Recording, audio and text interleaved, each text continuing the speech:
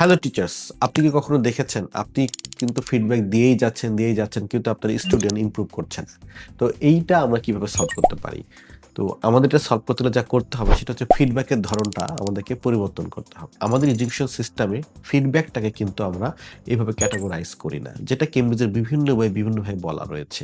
আজকে আমি আপনাদেরকে ৪ টা ওয়ে দেখাবো কি যেভাবে আপনি আপনার ফিডব্যাক দিতে পারেন আপনার স্টুডেন্টদেরকে।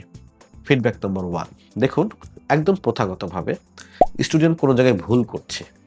তো তাকে আপনি কারেকশন করে দেন। কেটে দিয়ে এস লিখে দেন। এটা ভার্ব হবে না, হবে ভার্বস। আবার ধরেন হচ্ছে এটা প্রিপারেশন, বানান ভুল হয়েছে। বানানটাকে ঠিক করে দিবেন। যেভাবে আমরা প্রথাগতভাবে দিয়ে থাকি। ট্র্যাডিশনাল ওয়েতে দিয়ে থাকি। এটা হবে আপনার ফিডব্যাকের স্টেপ 1।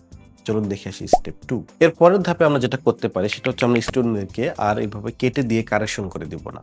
আমরা কিছু সিগন্যাল পয়েন্ট ইউজ করব। লাইক দিস দেখেন এখানে স্টুডেন্টের ভুল হয়েছে। আমরা লিখলাম এসভিএ। তার মানে সাবজেক্ট ভার্ব এগ্রিমেন্ট। এই পয়েন্টগুলো আপনি স্টুডেন্টকে আগে থেকে শিখাবেন। তাহলে স্টুডেন্ট বুঝতে পারবে যে এখানে সাবজেক্ট ভার্ব এগ্রিমেন্টের একটি ভুল রয়েছে। চলুন শুনে আসি স্টেপ 3 অর্থাৎ ফিডব্যাক 3। এই স্টেপে আসার পরে ক্যান্ডিডেটটা কিন্তু কিছুটা শিখে গেছে তার ভুলগুলো। তখন আপনি যেটা করবেন সেটা হচ্ছে সেন্টেন্সের ঠিক যেখানে মিস্টেক রয়েছে সেখানে একটা ক্রস চিহ্ন দিবেন। তাহলে স্টুডেন্ট বুঝতে পারবে এখানে কোনো কিছু একটা মিস্টেক রয়েছে। তখন সেই আপনাকে বলবে এই মিস্টেকটা কি ছিল।